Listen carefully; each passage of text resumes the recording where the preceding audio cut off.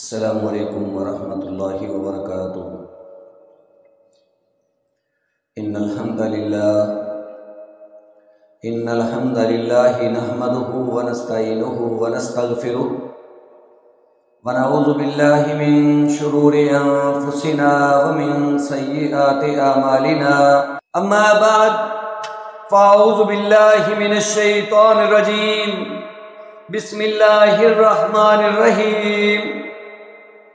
سبحان الذي يسرى بعبده ليلا من المسجد الحرام إلى المسجد الأقصى الذي باركناه له لنريه من آياتنا إنه هو السميع البصير۔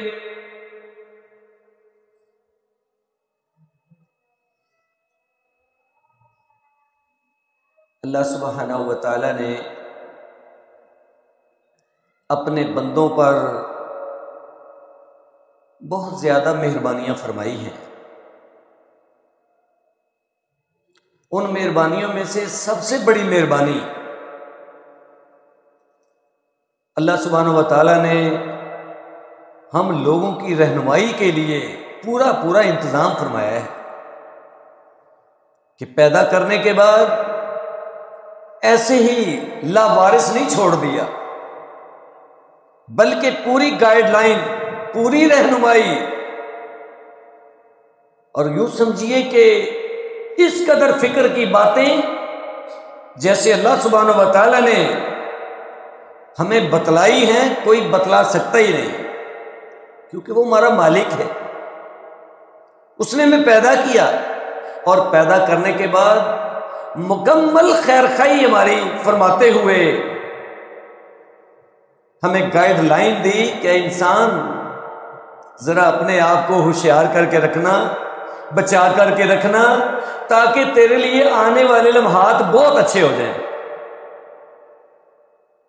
اور پھر وہ رہنمائی جو اللہ پاک نے آسمانوں سے نازل کی، اس رہنمائی کو بہترین انداز سے پہنچانے کے لیے اللہ پاک نے انبیاء کا سلسلہ جاری فرمایا کہ ان انسانوں کے اندر سے ایک رہنما پیشوا بنا کر کے ان کے سامنے کھڑا کر دیا کہ لوگوں، ایک ایک کو بات نہیں سمجھائی جا سکتی، وہ اگر سمجھائے گا تو ہمارا پیغمبر تمہیں سمجھائے گا، کیونکہ اللہ پاک تو ایک کے پاس بھیجیں گے نا اپنا پیغام، وہ آگے بتلائیں گے۔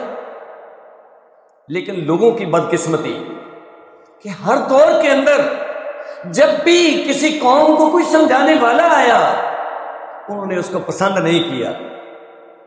جب بھی کوئی گائیڈ لائن دینے والا ان کے پاس موجود تھا، وہ اس کا مذاق ہی اڑاتے رہے، وہ اسے تنگ ہی کرتے رہے۔ ان لوگوں نے ان انبیاء کو جو ان کے پاس مبعوث کیے گئے پریشان ہی کیا۔ یہ بہت بڑی بدنصیبی اور بدقسمتی ہے۔ رسول اللہ صلی اللہ علیہ وسلم بھی اسی سلسلے کی ایک کڑی ہے، آپ بھی تشریف لائے۔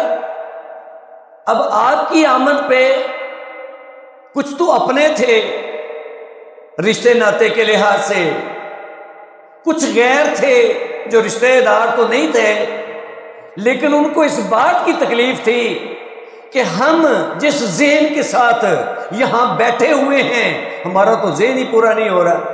یہ بھی بہت بڑی مصیبت ہے کہ جب کسی کا ذہن اس کے مطابق اس کی بات پوری نہیں ہوتی تو اس کو پریشانی ہوتی ہے، حالانکہ ایسے نہیں ہونا چاہیے، یہ تو اللہ تعالیٰ کی مرضی ہے۔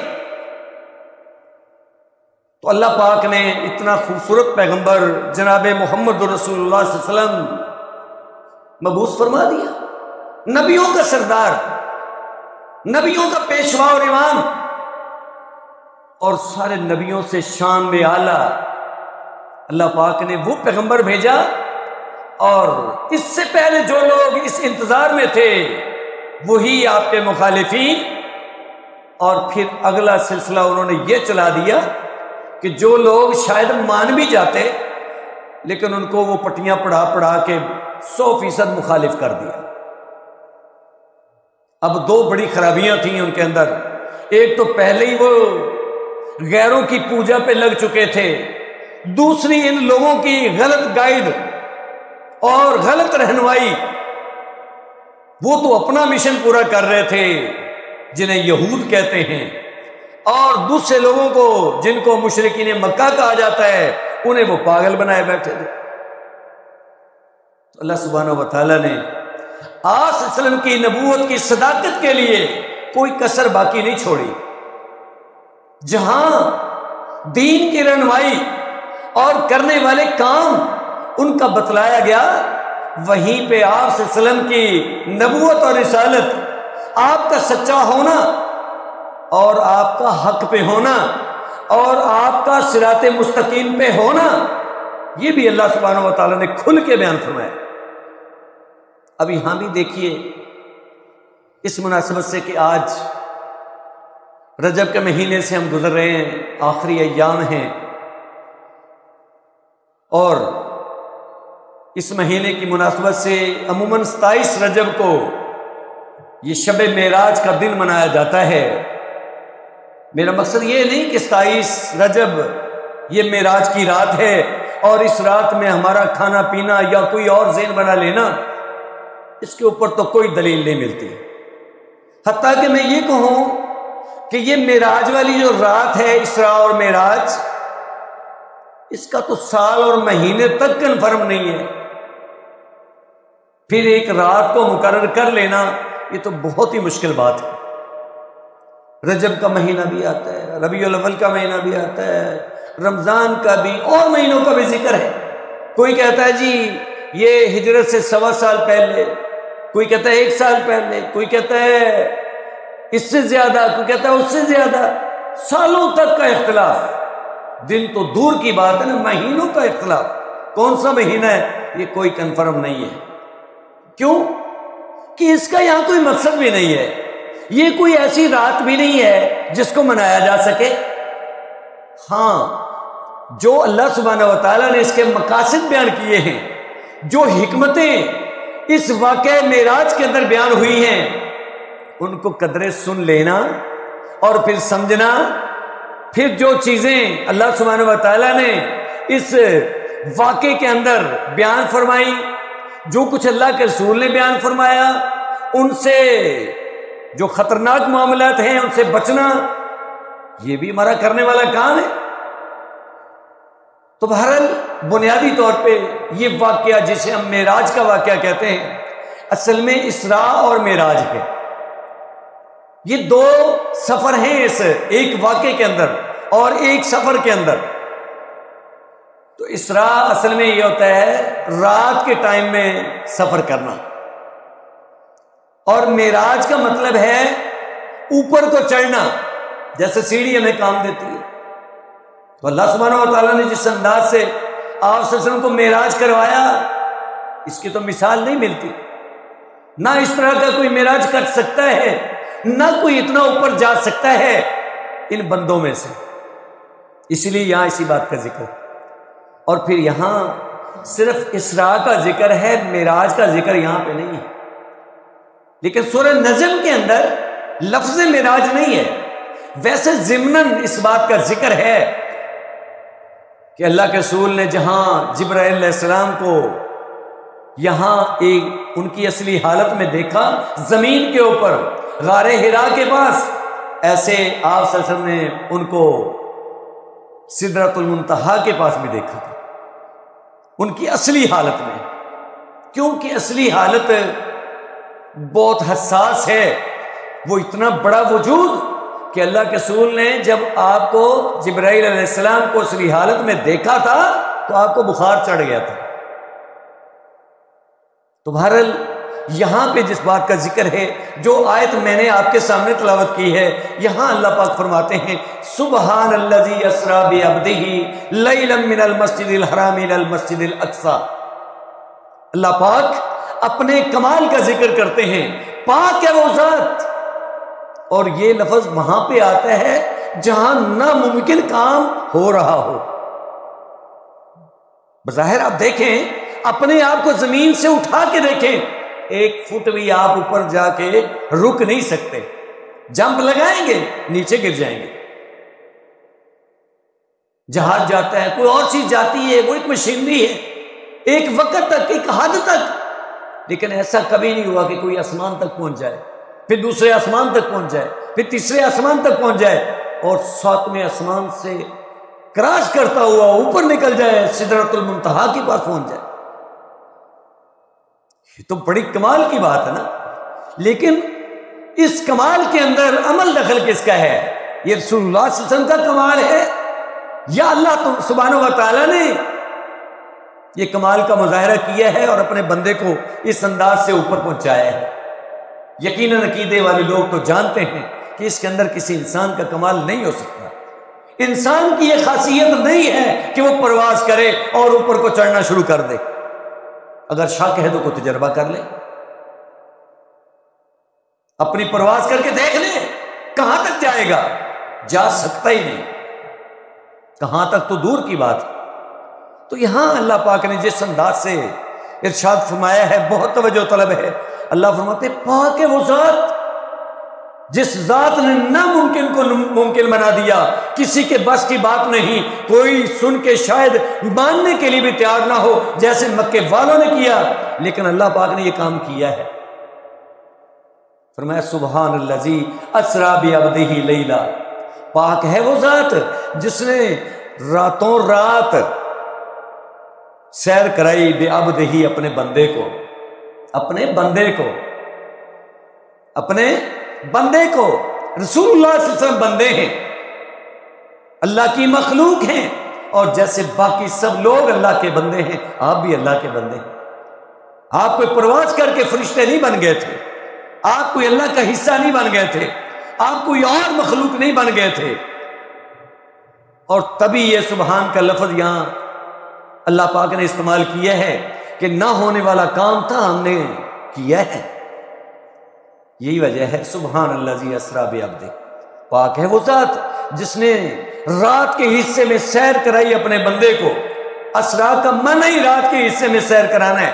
آگے ہے لیلن، یہ لفظ رات کے لیے استعمال ہوتا ہے، عربی کا لفظ ہے، لیکن یہ نکرہ استعمال ہوا ہے، اور عربی کی اصطلاح میں ہے جب نکرہ استعمال ہوتا ہے تو اس چیز کی قلت مراد ہوتی ہے۔ یہ کوئی لمبا چوڑا وایا نہیں ہوتا، بلکہ تھوڑی سی چیز، تھوڑی سی چیز۔ شیء ان کا معنی ہے تھوڑی سی چیز، وہ زیادہ چیز کو ہم شیء نہیں کہہ سکتے۔ تو اللہ فرماتے ہیں لیلن، حالانکہ وہ چیز پہلے بھی ذکر ہو چکی ہے، فرمایا رات کے کچھ حصے میں، پوری رات بھی نہیں۔ سفر کتنا ہے؟ مسجد حرام سے مسجد اقصیٰ تک 40 دن کا سفر ہے، 1 مہینہ 10 دن پیدل اور اونٹ پہ اور سواری پہ لگتا ہے ٹائم۔ تو اللہ فرماتے ہیں یہ ہمارا کمال نہیں ہے کہ ہم نے اپنے بندے کو پوری رات میں نہیں، رات کے ایک حصے میں سیر کرائی، من المسجد الحرام الی المسجد الاقصیٰ، مسجد حرام سے مسجد اقصیٰ تک۔ یہاں سے مکہ سے ہم فلسطین کے اندر جو القدس یا ایلیا پرانا نام ہے، آج کل اس کو بیت المقدس کہتے ہیں، وہاں تک ہم لے گئے۔ کتنے ٹائم میں؟ چند گھڑیوں میں، چند منٹوں میں اللہ پاک لے جا سکتے ہیں۔ فرمایا یہ کون سی جگہ ہے؟ یہ فلسطین کا علاقہ، یہ بیت المقدس، الذی بارکنا حولہ، جس کے دائیں بائیں سائیڈوں پہ ہال کہتے ہیں اردا گرد کو، فرمایا ہم نے اس کے اردا گرد برکت ڈال رکھی ہے، وہاں نہریں ہیں، باغات ہیں، اور جناب غلے کی فراوانی ہے، فروٹ اور ہر چیز وافر مقدار میں موجود ہے۔ یہ نبیوں کا مسکن تھا، بہت زیادہ انبیاء اللہ پاک نے اس علاقے میں مبعوث فرمائے۔ اللہ فرماتے ہیں یہ برکت والا علاقہ ہے، کیوں نہ ہو برکت والا، یہاں بھی اللہ کا گھر موجود ہے، یہاں مسجد اقصیٰ موجود ہے، جو اللہ کے گھر خانہ کعبہ مسجد حرام سے پہلے مسلمانوں کا قبلہ ہوا کرتی تھی۔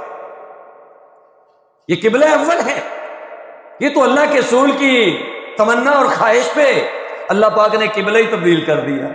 یہاں بھی انہیں کو تکلیف ہوئی جن کو پہلے ہو رہی تھی، یہاں بھی انہوں نے باتیں بنائی، وہ جی دیکھو جی بس اب دیکھو قبلہ ہی بدل دیا، آج تک جو آپ جدھر کو منہ کر کے نماز پڑھتے رہے اس کا مطلب وہ ختم؟ فرمایا اللہ پاک نے جواب دیا بات منہ کرنے کی نہیں ہوتی، بات اللہ کا حکم ماننے کی ہوتی ہے۔ منہ ادھر کرو منہ ادھر کرو، یہ کیا ہوا؟ یعنی ایسے لوگوں کو تو بہانے ہی چاہیے۔ تو یہ وہ جگہ ہے، اللہ تعالیٰ نے بڑی برکت والی جگہ بنایا ہے اس کو۔ تو اللہ فرماتے ہیں کہ ہم نے مسجد حرام سے مسجد اقصی تک اپنے بندے کو رات کے کچھ حصے کے اندر سیر کرائی۔ یہ علاقہ بھی وہاں وہ تھا کہ جہاں ہم نے برکت کر رکھی تھی، انہ هو السمیع البصیر، یقیناً اللہ ہی سننے والے دیکھنے والے ہیں، سارے معاملات اس کی نظر میں۔ اور دیکھیے پھر کیا ہوا، پھر کیا ہوا کہ اللہ کے رسول یہاں پہ مسجد حرام خانہ کعبہ مکہ شریف کے اندر موجود ہیں، رات کی کچھ گھڑیوں میں یہاں سے 40 دن کا سفر چند گھڑیوں میں کرتے ہیں، پھر وہاں جا کے کیا ہوتا ہے؟ یہ بھی نکتے کی بات ہے، وہاں جا کے کیا ہوتا ہے، آپ نے وہاں جا کے کیا کیا ہے، یہ معجزہ ہے۔ یہ اللہ تعالیٰ نے اپنے نبی کو وہاں پہنچا کر کے لوگوں کے سامنے یہ بات رکھی ہے کہ کچھ عقل کر لو، یہ ہمارا سچا پیغمبر ہے، یہ کوئی ایسے اپنی زبان سے دعویٰ کرنے والا نہیں۔ اور پھر اگلی بات ہمارے لیے بھی توجہ طلب ہے، اللہ پاک وہاں پہنچا کر کے کیا کر رہے ہیں، کیا کروانا چاہتے ہیں؟ سارے انبیاء وہاں موجود ہیں، اور نماز کا ٹائم ہو گیا ہے، امامت کس نے کروانی ہے؟ اب اس انتظار میں دائیں بائیں سب لوگ دیکھ رہے ہیں۔ جبرائیل علیہ السلام تشریف لاتے ہیں، آپ کو پکڑتے ہیں اور کہتے ہیں جی یہ آپ کا کام ہے۔ گویا آپ نے اپنی زندگی کے اندر اپنے جسم کے ساتھ یہ سفر بھی کیا ہے، اپنے جسم کے ساتھ ہی آپ وہاں بیت المقدس کے اندر موجود تھے، مسجد اقصی کے اندر امامت کے لیے، اور پھر اس کے بعد کا بھی جو سفر ہوا ہے یہ جسمانی ہوا ہے، یہ کوئی خواب کی بات نہیں ہے، اور یہ کوئی خیالی سلسلہ بھی نہیں ہے کہ وہاں شاید کوئی جیسے ہم لوگ یہ ٹی وی ویڈیو دیکھتے ہیں شاید اس طرح کا کوئی معاملہ تھا، یہ بات نہیں ہے۔ پھر تو یہ معجزہ بنتا ہی نہیں، پھر تو سبحان اللہ جی والی بات یہاں فٹ آتی ہی نہیں ہے۔ وہ تو خواب تو ہم بھی بہت دیکھتے ہیں، اللہ پاک نے عملی طور پہ یہ کیا ہے اور آپ کو یہ سب کچھ دکھایا ہے۔ سارے انبیاء موجود ہیں، اللہ پاک نے جمع کیا ہے، اللہ کر سکتے ہیں۔ اب کوئی یہاں سے اور نقطے نکالنے لگ جائے اور لوگوں کو اس انداز سے جناب وہ بزرگ سارے جی وہ فلاں جی ٹھیک ہے وہ موجود ہوتے ہیں جی، دیکھیں جی وہ انبیاء بھی فوت ہو چکے تھے تو پھر وہ کدھر سے آ گئے؟ بھائی وہ تو سب کچھ اللہ کروا رہا ہے۔ تو اللہ معاف کرے، لوگوں کا اللہ تعالیٰ کے ساتھ کوئی مقابلہ ہے؟ کیا سمجھتے یہ لوگ؟ میں نے پہلے عرض کیا کہ مسلمان آدمی تو اللہ کے فرمان کے تابع ہوتا ہے، نہ کہ اپنی خواہش کے مطابق وہ سارا سسٹم بنانے لگ جائے، تو غلط بات ہے نا۔ تو اللہ سبحانہ و تعالیٰ نے یہ دکھلایا اور ہمیں بتلایا کہ اے امت محمدیہ، اے یہود و نصارہ کی جماعت، کوئی اپنے دماغ سے کام لو، سب انبیاء موجود ہیں، تم تو ایک موسیٰ اور عیسیٰ کی بات کرتے ہو، یہ سارے انبیاء آدم علیہ السلام سے لے کے اینڈ تک سارے موجود ہیں، امامت کے لائق صرف محمد صلی اللہ علیہ وسلم ہے۔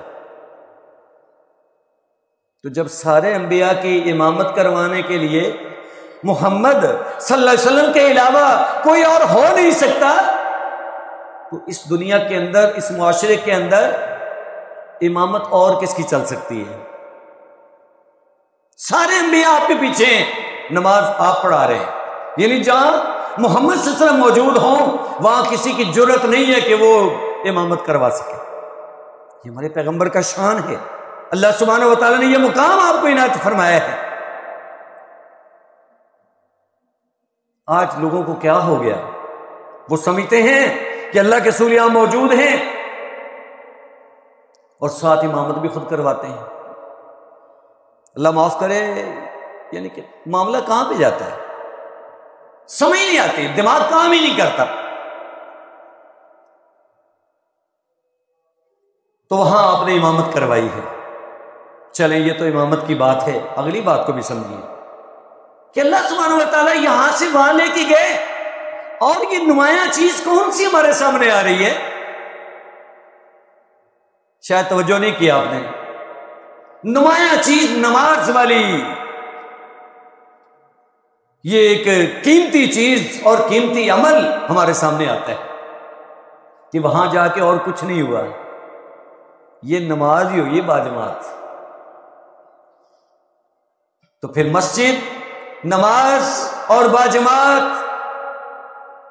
اس کی قدر و قیمت کو جانیے، اس کے لیے اپنے آپ کو پیش کیجیے، یقیناً اسی کے اندر ہمارے لیے خیر ہے۔ چلے آگے بڑھتے ہیں، یہاں ہو گیا سارا معاملہ۔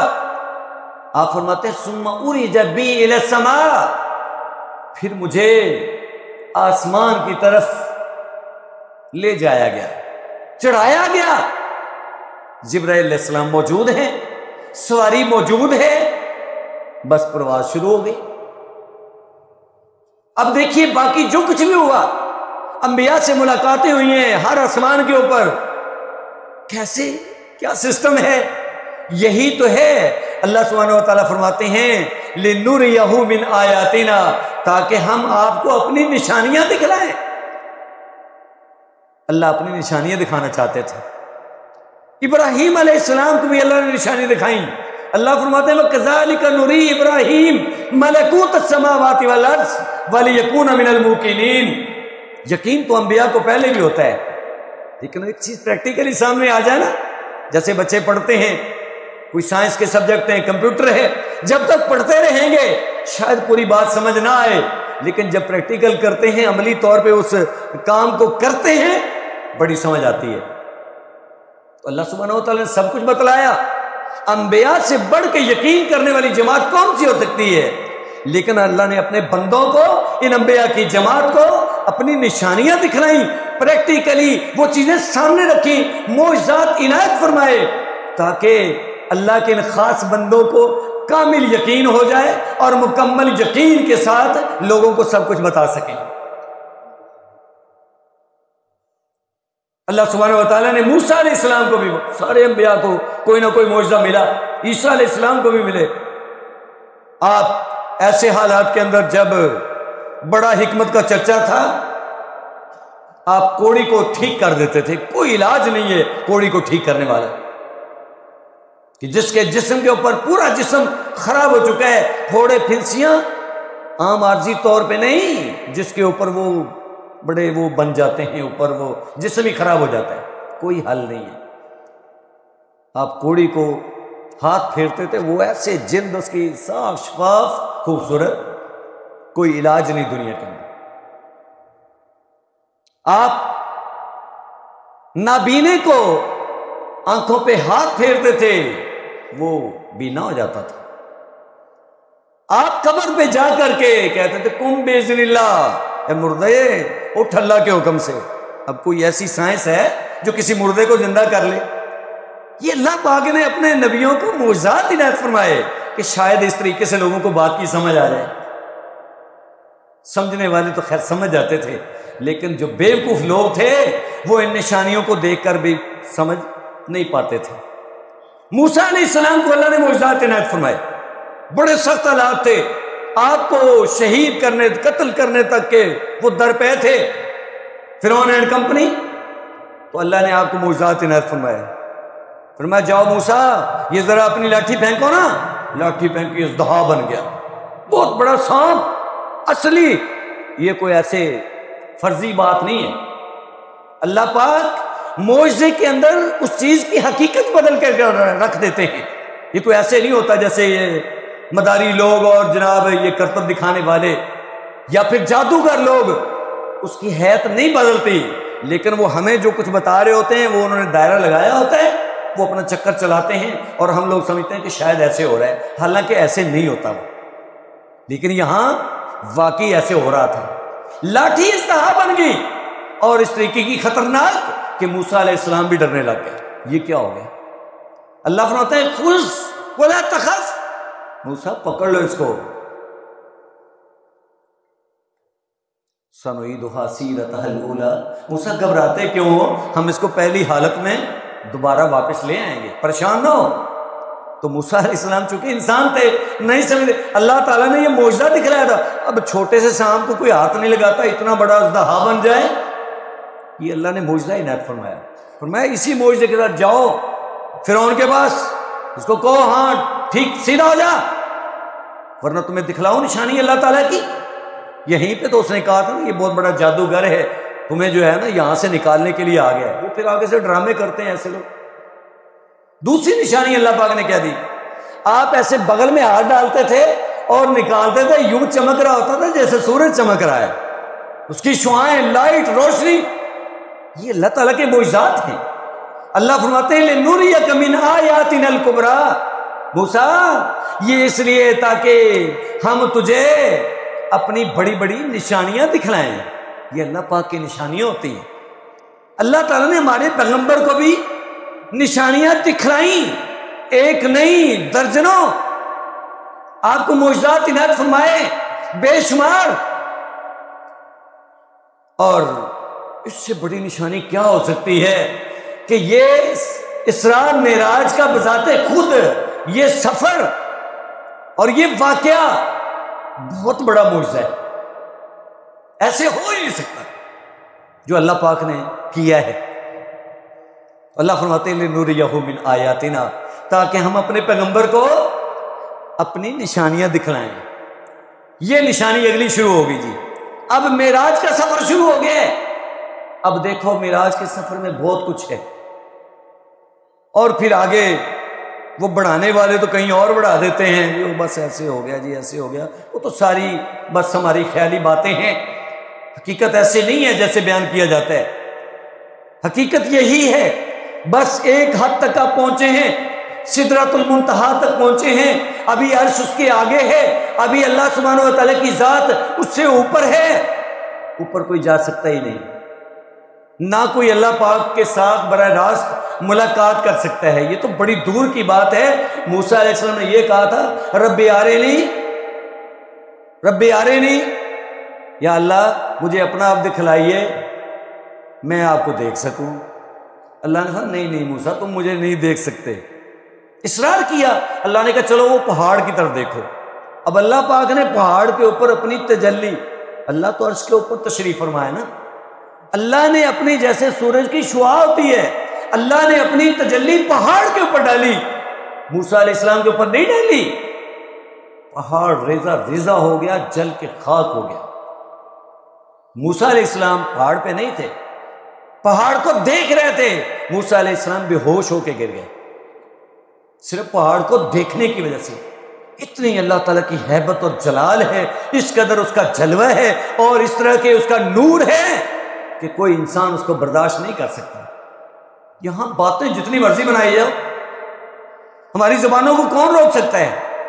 ہم نے اپنی زبانوں کو کنٹرول میں رکھا ہی نہیں ہوا، نہ جاہل لوگوں نے رکھا، نہ پڑھے لکھے لوگوں نے رکھا، لہذا جو مرضی ذہن دوڑاتے رہیں، اپنی باتیں بناتے رہیں۔ تو یہاں بھی ایک حد تک آپ پہنچے، وہاں بریک ہو گئی، اور یہیں پہ دوبارہ سے اسی بات کا ذکر ہے جو سورہ نجم کے اندر تفصیل سے بیان ہے کہ اللہ کے رسول نے جناب جبرائیل علیہ السلام کو ان کی اصلی حالت میں دیکھا تھا، وہاں جا کے۔ بس ایک دیدار یہاں ہے، ایک وہ غار ہرا کے پاس ہے، اس کے علاوہ کبھی جبرائیل علیہ السلام اپنی اصلی حالت میں، اپنی اصلی شکل اور حیات کے اندر پیارے پیغمبر کے سامنے نہیں آئے۔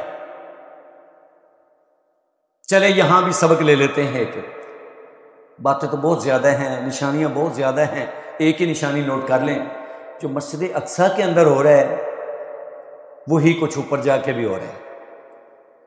اللہ سبحانہ و تعالیٰ نے اپنے پیغمبر سے باتیں کی، جو کچھ پیغامات وہ ہوا، لیکن اس کے بعد کیا ہوا؟ اللہ پاک نے 50 نمازیں تحفے میں دے دی۔ اب ذرا اندازہ لگائیے، جب ہم کسی کے بعد مہمان جاتے ہیں تو ہمارا پھر مہمان نواز جو میزبان ہوتا ہے وہ اچھا تحفہ دے گا یا بس ایسے ہی آپ کو جناب داؤ لگائے گا؟ ایسے نہیں ہوتا۔ بندہ جس کے پاس جاتا ہے، اپنے پیاروں کے پاس جاتا ہے، پیارے اپنے پیاروں کا خیال ہی کرتے ہیں، وہ اپنی استطاعت کے مطابق بھرپور کوشش کرتے ہیں۔ یہ تو اللہ کی ذات ہے، اللہ پاک نے اپنے پیغمبر کو آسمانوں پہ بلایا ہے، یہ معراج کروایا ہے، اور یہاں منگوا کر کے تحفہ کیا دیا ہے؟ جا میرے پیغمبر اے محمد یہ 50 نمازیں ہیں، جو تحفے میں لے جاؤ۔ باقی سب کچھ پیارے پیغمبر پہ زمین کے اوپر نازل کیا گیا، آسمان کے اوپر بلا کر کے صرف نماز کا تحفہ دیا گیا۔ ذرا نماز کی قدر و قیمت جانیے۔ نماز یہاں بھی تو اس کا حکم دیا جا سکتا تھا، یہ تحفہ یہاں بھی تو بھیجا جا سکتا تھا، ذرا اس کا اندازہ لگائیے۔ اور نمازیں بھی 50۔ اللہ اکبر۔ ہاں سوچ لو ذرا، جو 5 بھی نہیں پڑھ سکتے، 50 اگر ہوتی تو کیا بنتا۔ ہاں پھر ہم یہ بھی کہتے ہیں نا، ہاں جی وہ موسیٰ علیہ السلام کے مشورے کے ساتھ اب جاتے رہے، کم ہوتی رہی، کبھی 10 کبھی 5، اینڈ پہ 5 رہ گئی۔ یہاں بھی مشورہ تھا موسیٰ علیہ السلام کا کہ محمد جی آپ چاہیے ایک دفعہ، میری امت کے اوپر 3 تھی فرض، نہیں پڑھتے تھے وہ بھی، ہماری بھی ایسی صورتحال ہے کچھ، تو ایک دفعہ آپ چلے جائیں۔ فرمایا نہیں اب جو ہے نا مجھے شرم آتی ہے، اصل میں اللہ کا بس فیصلہ یہی تھا، مجھے شرم آتی، اب تو میں نہیں جاؤں گا، بس اللہ کی آواز آ گئی۔ فرمایا یہی آ کے بس ٹھیک ہے، آپ کے اوپر 5 فرض ہیں، ثواب 50 کا ملے گا۔ 5 پڑھنے والوں خوش ہو جاؤ، یہ اللہ تعالیٰ کی عنایت ہے، پڑھتے 5 ہو ثواب 50 کا ملتا ہے۔ با جماعت پڑھو گے تو وہ علیحدہ ہو، اس کی ضرب دیتے جاؤ، یہ تو اللہ تعالیٰ کی یہ عنایت ہے، یہ کم از کم ہے، یہ کم از کم ہے 50، 5 نہیں ہے کم از کم۔ ہاں جی تو یہاں یہ بات کہنا یہ تو بالکل اللہ تعالیٰ کی نہ قدری اور نہ شکری والی بات ہے نا، کہ اللہ کے رسول ایک اور پھیرا لگا آتے نماز سے جان تو چھوٹ جاتی، یہ کیا بات ہے بھائی؟ اب جب ہمارے ذمہ لگ گئی یہ بات، اب ایسی بات کہنا بھی نہ شکری ہے، اور یہ ہمارے لیے قابل گرفت ہو سکتا ہے، ایسی بات کبھی نہیں کہنا۔ یہ اللہ کا فیصلہ تھا، یہ تحفہ اللہ پاک نے دیا ہے۔ اور دیکھو نماز تو مومن کی معراج ہے، انسان آگے پیچھے باقی سارے کام کرتا ہے، اللہ کہتا ہے آ جا میرے بندے، جھک جا میرے سامنے، میرے ساتھ باتیں کر لے۔ یار پوری کائنات کا خالق مالک وہ تمہیں موقع دے رہا ہے، آ جا میرے ساتھ گفتگو کر لے، مجھے راضی کر لے، آ جا وقت نکال کے، تو تھوڑا سا وقت نکالے گا بہت کچھ دے دوں گا۔ ہم نے کہا نہیں اللہ، ہم نے آپ کے پاس نہیں آنا، ہم تو باہر سے لے لیں گے۔ لے لو پھر، لے لو، بہت کچھ لے کے بیٹھے ہیں۔ آج ہی ہماری بے قدری اور ناشکری والا معاملہ اس نے ہمیں برباد کر کے رکھ دیا ہے۔ گھروں کے حالات دیکھیے، یہ محلوں کے شہروں کے حالات دیکھیے، کیا بن رہا ہے، کیا ہو رہا ہے۔ سمجھتے ہیں کہ لاکھوں روپے کروڑوں ہمارے پاس موجود ہیں، تو پھر کیا ہو رہا ہے؟ یہ سب بھائیوں کو سب کچھ معلوم ہے۔ تو اللہ کے لیے اس بات کو سمجھیے، مالک نے آپ کو پیدا کیا ہے، مالک کی عنایات ہیں آپ کے اوپر، مالک کی قدر کیجیے، یقیناً اس میں آپ کو بہت کچھ ملنے والا ہے، دنیا کے اندر بھی، اور اللہ کی رضامندی اور خوشنودی یہ تو بہت بڑی چیز ہے۔ اور آج جو بات کہتے ہو، اللہ کے سامنے اللہ کے رسول بیٹھے، باتیں ہوئیں، یہ ہوا وہ ہوا، اللہ بڑے بیتاب تھے، بڑی محبتیں تھیں، بڑا وہ بلایا گیا، یہ وہ، اس طرح کی بات کہنا کہ جہاں اللہ تعالیٰ کی کمزوری ثابت ہو اور اللہ تعالیٰ کی مجبوری سامنے آئے، بھائی اللہ تو مجبور نہیں ہے، یہ خیالات ہیں ہمارے، اور وہ ہم دنیاوی خیالات کو فٹ کرتے ہیں اللہ اور اس کے رسول کے اوپر، یہ غلط بات ہے۔ اپنی اصلاح بھی کیجئے، اپنے آپ کو نیکی کی طرف بڑھائیے۔ سب سے بڑا جو فلسفہ، یہ معراج کو منا لینا تو بہت آسان ہے، نماز پڑھنا بہت مشکل ہے۔ اپنے آپ کو نمازی بنائیے، نماز کے تحفے کو غنیمت جانیے، یہ اللہ کی عنایت ہے، اور اس کی قدر کیجئے، اللہ آپ کو بہت نوازے گا۔ وآخر دعوانا الحمدللہ رب العالمین۔